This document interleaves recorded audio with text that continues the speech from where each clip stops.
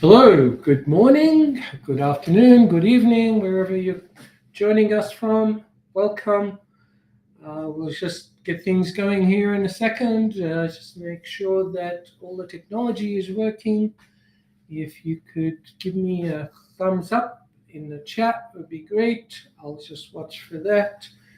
Tell us where you're from, and we will get started. Exciting session today.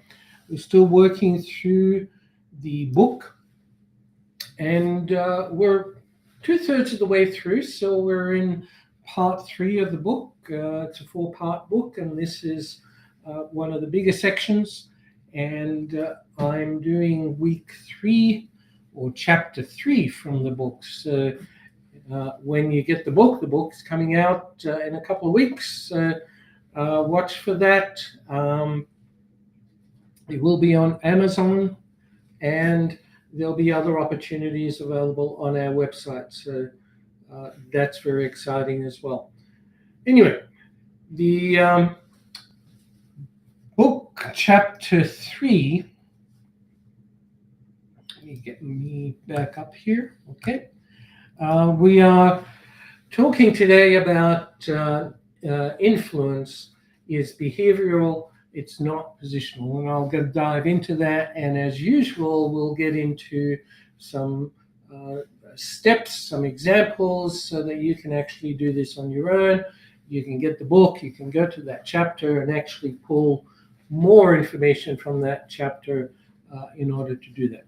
And if you're interested, in the new year, 2026, we are going to be running a series of workshops around the content of the book so that you can actually dive deeper into each of those sections and get the workbooks and assessments and all the extra tools that come from doing the actual masterclass sessions or the mastermind groups. So, what is this about? Your title doesn't necessarily cause people to follow you. Just because you have a position and authority, influence is earned. So trust is earned, influence is earned. You can't just demand people to follow you. You can try that, but it will be short-lived, and that's really what today's session is about, is understanding that it's your behavior. This is behavior intelligence. In order to be intelligent about your leadership and how you influence people and impact people, you will see that through only through consistency and follow through. Right. So the core truth, leadership reality, titles buy you that corner office. I remember having one of those, but they don't buy you the follow up, the influence. The people watch what you do. Your actions speak louder than words. We've talked about that in the previous sessions, and this is a deeper dive into some of that area. Okay. Today I'm going to cover these 6 pillars so that you can actually fully understand the sequence and implement those in your practice. So if you're a coach working with leaders, you want to know about these things, you want to be able to watch for them and help put them in place. If you're a leader, you'll want to start taking notes and implementing these within your business. So pillar 1, influence is earned through consistency, the trust equation we call it. So every action deposits trust.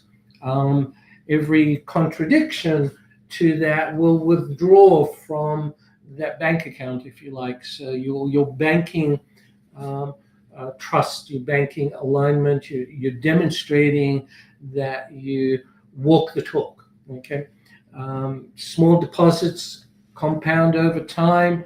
Last week we talked about culture and how that's important. And again, here we're going to really explore that even further. So trust can take years to develop. And, with the AccuMatch map, you can see the section that talks about acceptance time frame really tells you the length of time or the number of times, or whether someone's automatic or consistent. You see all of that in people's maps, and not everybody is the same, so it's going to be different for different people. Okay, so do your AccuMatch assessment. Reach out to a coach if you haven't done that. Okay, where leaders fail, right? They say things like, I have an open door policy, but their door is always shut. They're rarely available. They're really open door policy as such. They preach feedback, but they never ask for it. They're above that, if you like. Then that erodes the trust and the culture, right? They demand accountability, but they will shift quickly to blaming, excuses, and really not owning their what they agreed to do and so forth. So walk the talk. They talk innovation, but they punish reasonable contributions into that. They don't really open up to allowing mistakes. Allow people to be human. We've talked about that quite a lot. Your consistency matters. It's behavior. It's observable. It's not your intention. They can't read your mind. You must act it out. And that's why it's behavior intelligence. Your behavior is what triggers them. Your behavior is what they observe. They will follow your example. Okay. So in this example here, you might want to pick one leadership behavior that you want to bring into play and log it for 4 weeks. Calculate the impact that it has on the team and share the result with the team so that they see that this is actually working. We talked about that also for culture last week. So do keep these things in mind. They're important. And most importantly is practice, practice, practice. I should have that at least 3 times on that screen. You can't learn something without practicing it. You can't make it automatic. You can't build a culture without practice. It must be practiced, and in order for it to be the automatic, unconscious behavior that is consistent in a group, right?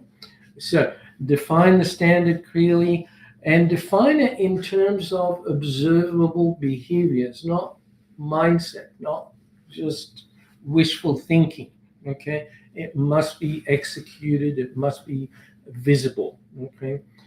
Track it without exception, report it, and improve it. Don't forget that, people don't want drastic change. So pick something small and tweak it, improve it.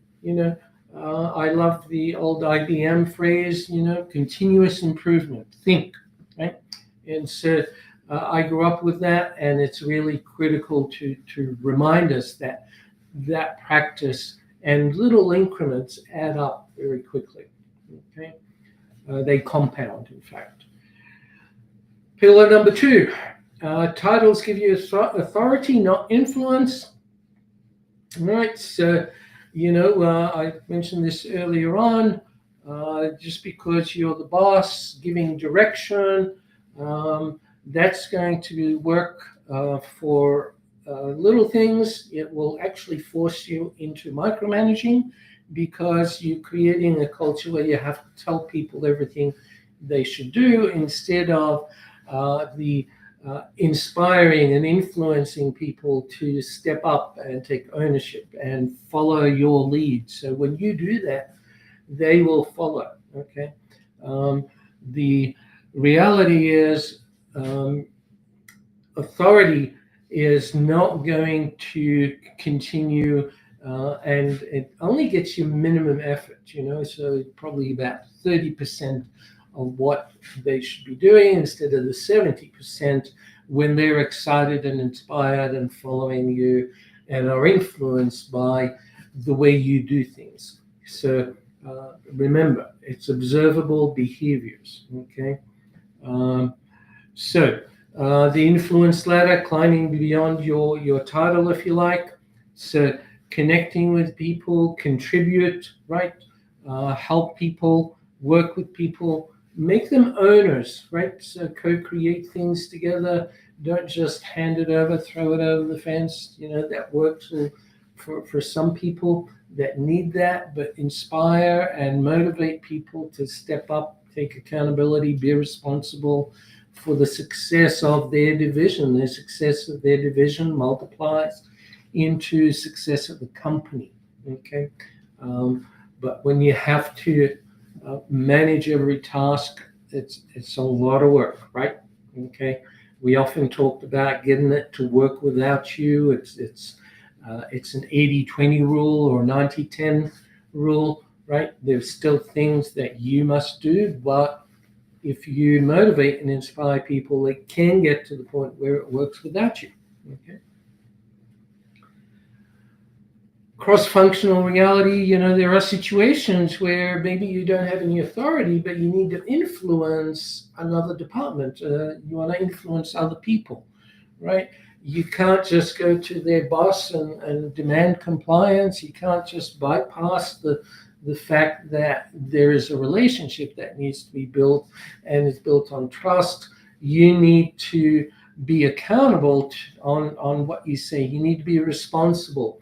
And if you do that, they will see that, excuse me, and reciprocate. Okay, so behavior is important. Just so you know, this is live, not recorded, right? That sneeze was real. Okay. Pillar number 3, people follow what they feel is safe. So safety is a neuroscience, neurological condition that happens without you knowing. It's the flight and fight mode. When people are afraid, they're not thinking clearly. When there isn't that trust, that relationship, they go into judgment, and judgment kills the ability to actually think clearly. Judgment is actually a fight and flight mode. It's about what am I going to do in this situation? Is it going to threaten me, or am I going to feel comfortable about it? And so we need to get out of judgment in order to be open to receiving information, to be better listeners, to be better participants, to act in those situations. So it's psychological. It's also neuroscience based. It's important to understand how the brain works in order to reprogram the culture and people's brains effectively. This isn't brainwashing. It's actually about collaboration and everybody rowing in the same direction. So safety is signals you send, right? So listening without interrupting, that is a safety environment. It's safe for people to speak up.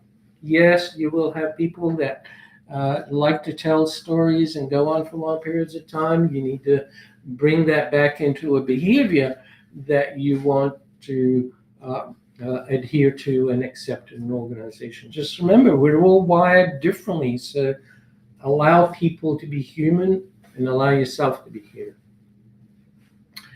Ask questions. So before closing, open the floor for people to ask questions. Make sure that they do have an opportunity to do that. If they don't have any questions straight away, make sure that there's an opportunity to follow up with questions. So acknowledge mistakes openly. You're human. You'll make mistakes just like they do. So it's okay, right? And when you say it's okay, you create that environment of trust, and you eliminate the fear. And rather than just getting compliance, you now have commitment, and that's really an important part of what this will do for you. So do a safety audit, check, things like, are people interrupting? Are they taking notes? Are they listening? Are they paying attention, right? Invite other people's point of view, the quiet ones, the equescients, you need to invite them to participate. Validation of concerns, if you get feedback and concerns, acknowledge it, right? Take notes of it. Make sure that you at the very least, acknowledge those concerns. Okay, validate them. Okay. Um, Making safety visible is an interesting concept, right? So it's something you can teach. Really, I guess is the point of this slide. So because it's observable behavior, you can learn it, you can teach it. Other people can learn it and teach it, and so uh, shifting from this is intuition, or you have a gift for that. That's BS. Excuse me. All of these things can be learned if someone puts the effort to practice how to do that. Okay, so creating an environment where people raise their hand before they speak, right? So they're not interrupting. Um, uh, Thank you for your concerns. Two questions before making decisions. Pause. This deliberate silence is important. Okay. Number 4, your default behavior shows up under stress. Okay. So when things are calm, everybody can behave properly and make an effort to do the right thing and show up the right way. The reality is, how people respond under stress is their default. And when we talk about neuroscience and we talk about neural pathways and myelinating sheaths and all of that gobbledygook, if you like, that comes out of psychology, neuroscience, etc., put all that aside and just think of it as when you practice something enough times, it will become automatic unconscious. And that will then start to show up under stress instead of the old default, which was maybe the wrong behaviors under stress. So you want to create those stress situations, hopefully in a controlled way, so that it's useful, not destructive, right? So under stress, do you shift to micromanaging, or do you allow people to still contribute? What sort of culture have you created? Do you criticize, or do you open the floor for participation, curiosity? Is it calm, or is it chaos? Right? I love the the people that are just able to handle stress in a calm way, clear thinkers. They observe, they participate. This can be trained, right? Okay, transparency. Right, so default behaviors, they are triggered emotions or triggered responses. Emotions are our way of expressing ourselves, okay? But the trigger is what causes that. So you need to understand the triggers, and you need to reprogram your responses in those situations. So stress allows us to see some of those situations.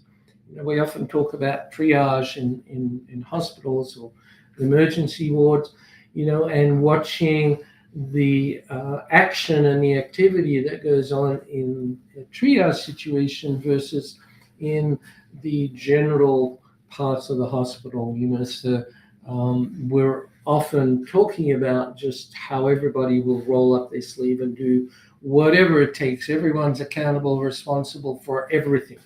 Okay. Whereas when we get into corporate environment with silos and departments, and that's not my role, and so forth, those are really the situations that you want to alleviate. And by mock-up stress environment, triage situations, or real ones, just watching what happens in those situations, you can learn a lot about people's automatic responses.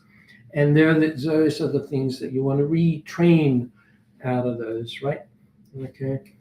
So tracking these, reflecting on them, adjusting the triggers, the anchors, and celebrate the improvements. That's critical to do that.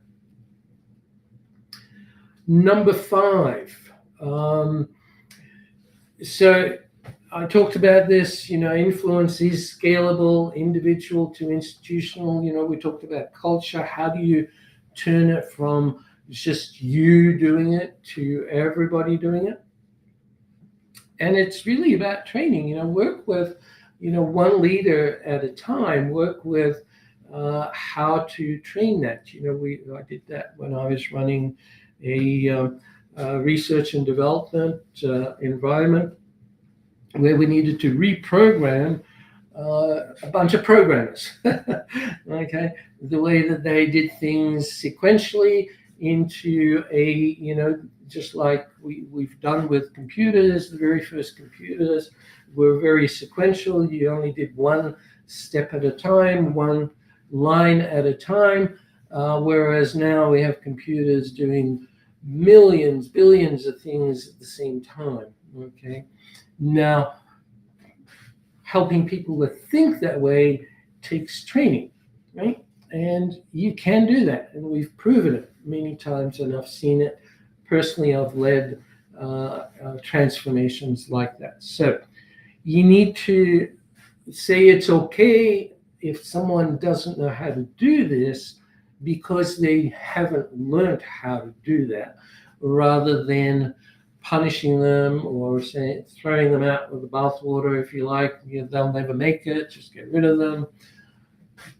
Take the time to learn these things and learn how to teach other people to reprogram their habits. Okay, introduce new ones.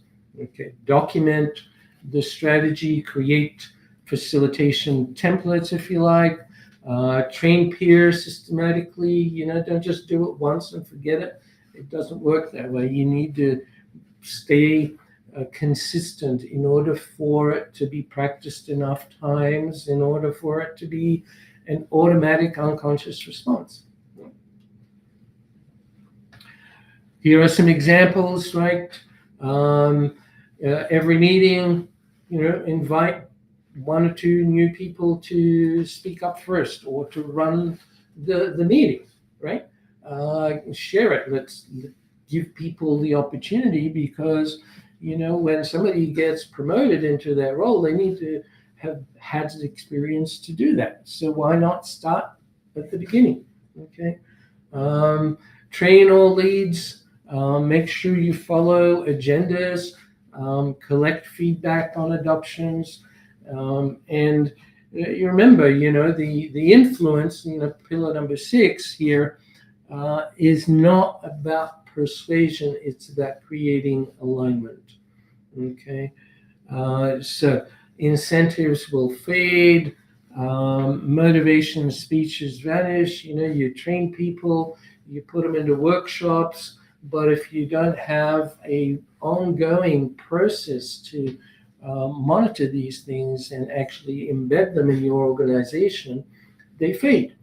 So it's a lot of wasted training, if you like, when you train people and you think they've gone to the gym, they've worked out, they've done the health check, and then put them back on the couch and give them a bunch of potato chips to enjoy. All right. So behavior is key. I keep repeating that. That's why we focus on that. So common rituals, create a common practice. If the meeting door is closed 5 minutes after the meeting starts and no one's allowed in, then that's a ritual. Okay, you do that. You just don't do it once and allow people to wander in afterwards. You either do it consistently. Sure, you need to be a bit forgiving at the beginning of that, but you can create those rituals. Okay. Feedback cycles, shared check-ins. Everyone follows the same process. It's walk the talk. Map the end state, identify the rituals, all of these things. You can read the slides. I'm not going to go through them. They're good techniques. So wrapping it up, putting it all together, And as I mentioned, we dive into this a lot more detail in the courses, so we can actually get you creating your own systems to apply in your company. So audit consistency, start there, right? Build the relational capital that you're going to lean on to build that trust, right? Make sure it's a safe environment, um, and help people reprogram themselves under stress, right? Um, Create some templates and design some loops to share with people. All right, so your 30-day challenge, as usual, this is your homework. Start straight away this week. Track one thing consistently. Create the consistency. Put it in your schedule. How you're going to do that. Make sure it's in your agenda for all your meetings. Whatever it is you want to bring about in your organization, you need to do that. All right. Talk about how you expect to see it. It's visible, it's observable, but make sure that you are also exhibiting the same things. Conduct the audit, practice the behavior pauses, and once a week or once a month at least, do an alignment on that just to report back the progress, and little improvements, little tweaks will get you a long way. Remember, titles command, behavior inspires. People will follow your behavior.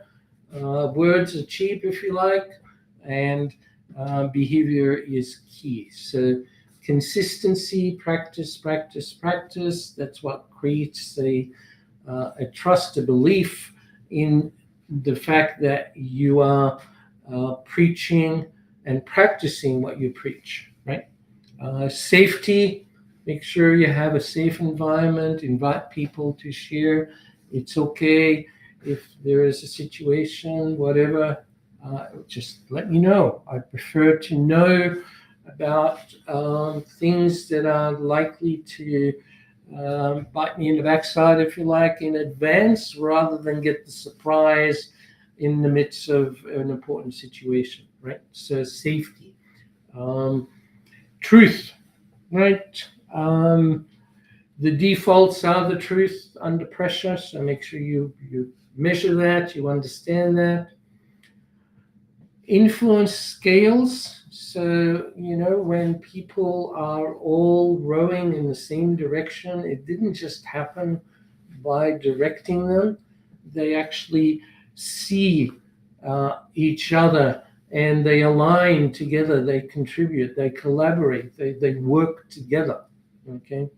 And so the alignment kills or beats persuasion, right?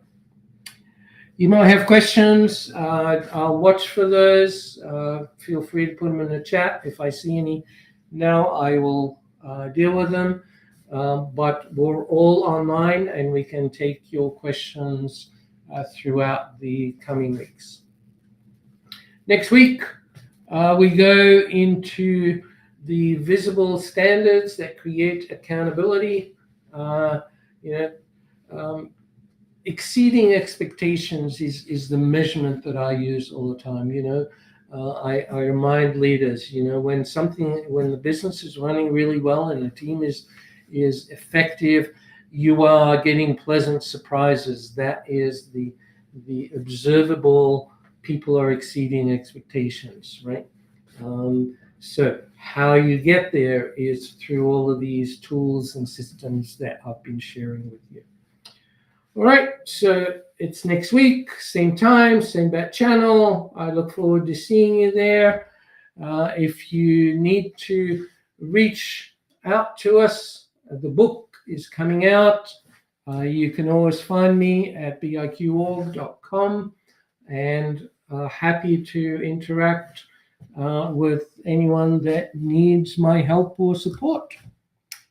And with that, let's wrap it up. And I thank you for joining me today. I'm excited about this journey and where we're going next year. Again, watch for the event, the workshop. Next couple of weeks, you'll see the book online. I'll be inviting you to help us promote the book, and see you next week.